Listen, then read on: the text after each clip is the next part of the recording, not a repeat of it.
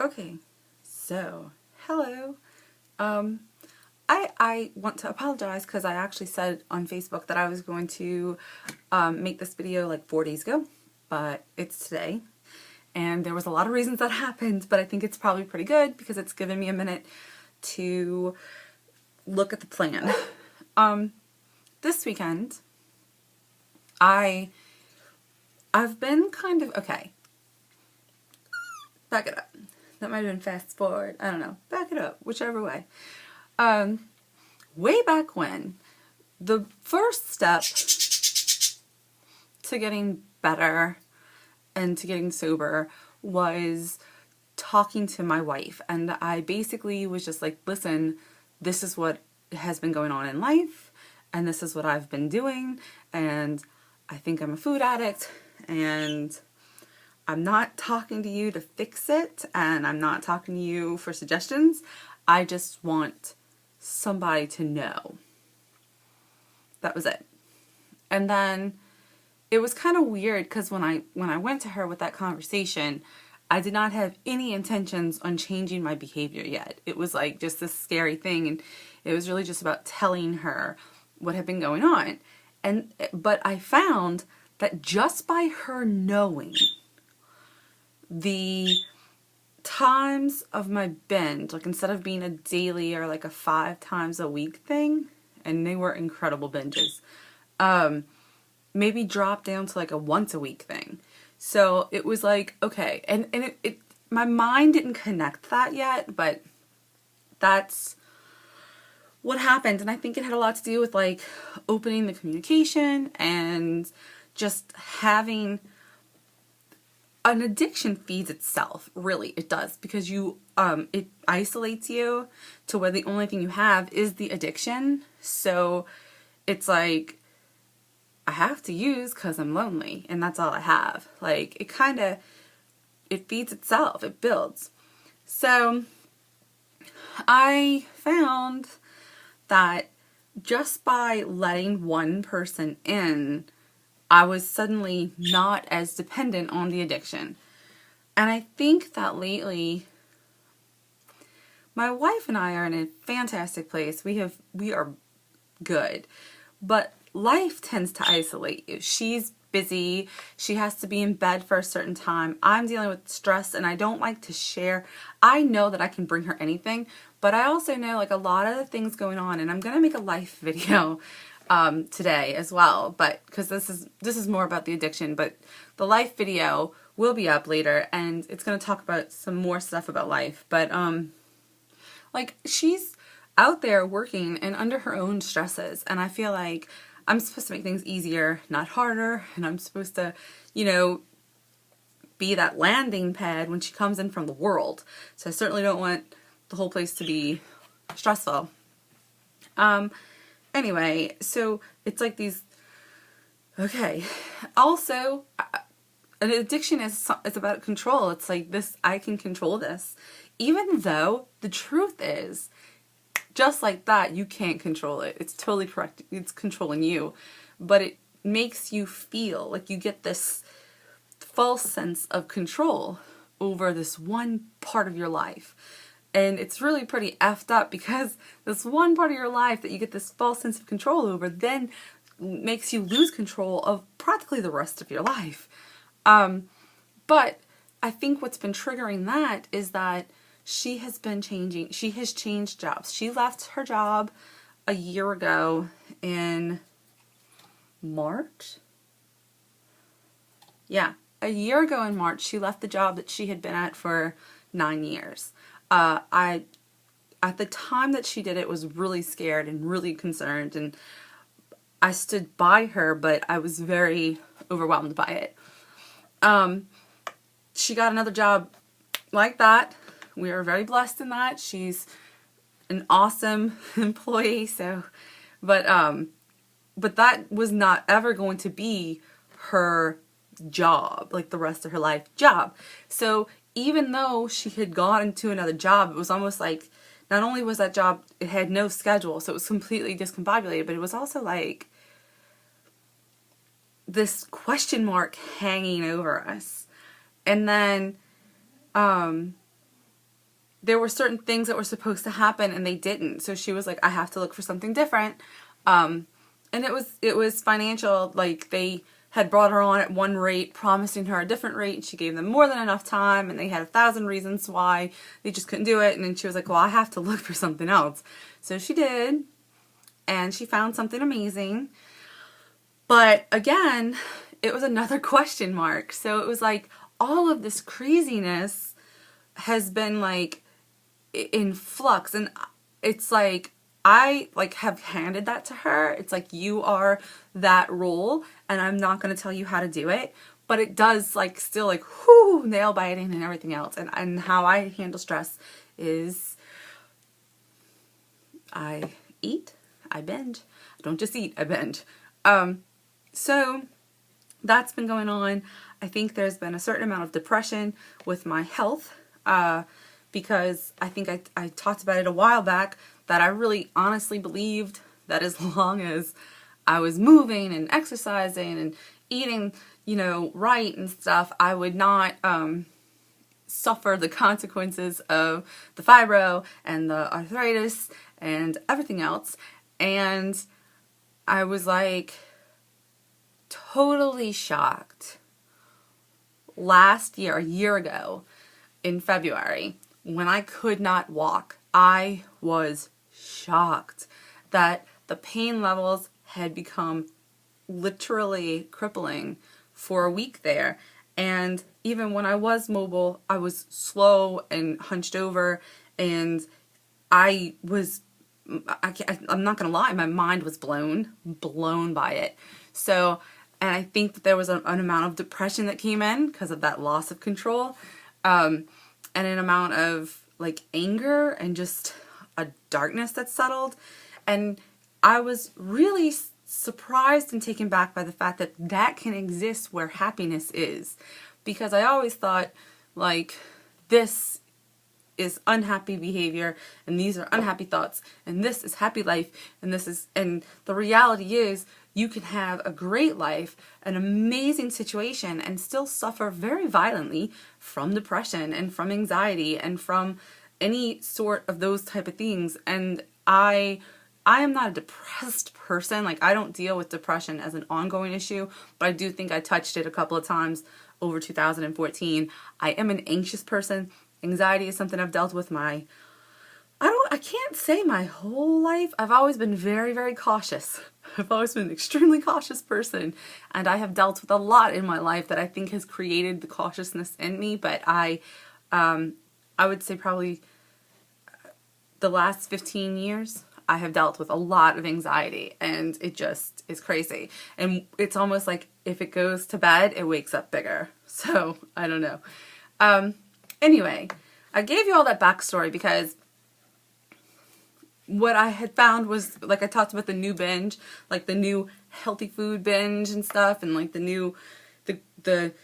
new way of creating that situation for myself. But that was happening at the same time that like I was losing my workouts and I was losing my ability to get out there. And I think that added to like the depression and the anger and the anxiety. So all of a sudden it was like, now I want to go for a run, but I'm scared to go by myself. And now I want to go for a bike ride, but I don't want to be out there by myself and get hit by a car or whatever. All those like crazy things that your brain thinks of, all the things that could possibly happen. That's what was going on. So I have been, as I look back at that, extremely isolated in those inner parts of my mind. And I was sharing the happy parts of my life, but not asking for the help I need, and not explaining where I was at personally. So this past weekend, like, I was like, listen, like, I think last week we were in the kitchen and we were doing something, and I was like, I'm not sober. I haven't been sober. And she was like, what? And like, I just kind of poured it all out, talking to my wife about things. I just dumped it all. And then I was like, I have to make a video about this. And I made the video. And, it was kind of like that moment of coming clean and just like saying it. And, then this weekend I was like, I am not doing this. Like, it's not working. I can't just snap my fingers and be back into it. Like, I keep trying and it's just not working. So something has to give. So we sat down and I basically would just tell her everything. Like, this is what's going on. And she would kind of problem solve it. And I would like give her the reason that problem solving didn't work. Because believe me, I have problem solved it in my brain. The reality is the things that make sense in my brain don't come straight to life and happen the way they're supposed to. So it was kind of nice. And I was like, listen, I am not trying to argue with you. I'm trying to like put out there like the trap doors. So like when she would say, what if you did this? I'd be like, these are the things that go wrong with that. And she's like, why? I'm like, because I am an addict. And those are the trap doors built into that situation. So basically, it came down to a place where I was like, I really think that this is no longer, in this moment, about a diet or healthy eating or a healthy lifestyle or just like any of those things. And I have to put all of those rules and those ideas and those Pinteresty quotes out of my mind. This is about addiction and this is about getting through it. And one of the biggest things about addiction and treating addiction is routine. Chaos is a breeding ground for using. So I really needed routine in my food life. And we came up with, like, she was like, okay, well, what if we do this? What if we make you a menu? And I was like, okay, let's make a menu. Because that's, like, where I go in there with one thought and it turns to another thought and then the next thing you know, I'm eating something completely different. It just, I don't know. It's just not working. So we sat down and we problem solved out, like, 5 breakfasts. She was like, let's just come up with 5 breakfasts that you can eat that will not cause you to be a trigger. And 5 lunches you can eat that will not cause to be a trigger, right? And then dinners we can just work on through the day. So as of right now. Okay. And then she's like, oh, we can make you a menu. And she typed me up cute little menus. The name of the restaurant is our neighborhood's name. Anyway. So, and I've been working with them since Monday. And I have made adjustments, clearly. Because I, in my food struggles, know that it's not just what I'm eating, it's also the time of day I eat it. I have to start my day with protein, with a high amount of protein and fillers. So veggies, like a nice amount of veggies and protein, that works. If I put bread, like waffles, you know, like cereal, like those things in, it doesn't work. So what I have for my breakfasts are a veggie omelet. So it's a changing mix of veggies stuffed, like that's in the egg whites, stuffed with vegan cheese. All right. Or food grade yeast. I'll explain that in another video. So that's one. The breakfast sandwich. That is a rare occurrence, and it can't be, I figured out, on a bagel thin. Bagel thins make me want to eat the world. I don't know why. I think, let me just tell you, that some of my food choices and my triggers are not necessarily the food. They are either the sugar content or the texture. I can't explain it. I don't understand it, but that's the truth. So, the breakfast sandwich is vegetarian bacon or egg whites with a slice of vegan cheese or Bob's, is it food grade yeast? I think that's how they say it. I'll tell you in just one moment. We can have this conversation. Oh, I made the ticking noise. It's nutritional food yeast, Bob's. Okay. So, alright. The next one is, and that's either on sliced bread or an English muffin. The next one is 2 hard-boiled eggs with a side of fruit. That's been working really well. or a portobello quiche. It's a mushroom, spinach, vegan cheese or yeast. See a theme. Cooked in a mushroom cap. And also scrambled eggs with veggie is on here. So that's my breakfast. And what I have decided, she was like, you just pick one of the 5 and eat it. I don't like that. I want to know. So I think I'm going to pick one of the 5 for the week. So breakfast is going to be the same thing across the board for the week. And the same thing is going to happen with lunch 90% of the time. Lunch is tuna salad served with either bread or lettuce. More often it's going to be a bed of arugula, just letting you know. Egg salad, the same thing. House soup. I'm really into pho, and I've been making pho. We'll talk about that. Green salad or a capped veggie patty. That's when I make those like burgers, and I like the Morningstar burgers, and I put them on the portobello cap instead of a bun. Okay, so that's lunches, and I think there again, for the most part, I'm probably gonna have one picked. So my food vlogs are not going to be daily food vlogs anymore. They are going to be weekly because it's going to be very repetitive. So I'll just be like, here was breakfast, here was lunch, and these were the dinners. That's pretty much what I'm thinking is going to happen. Okay, so that's the first and probably the biggest part of the change, the plan, is having my foods 100% predetermined. The dinners, since we get the Good Eggs order in, and I've been making like turnip fries, and I'm gonna have to make some sweet potatoes and those things. Dinners are going to be healthy, fresh, and like basically I want them to either be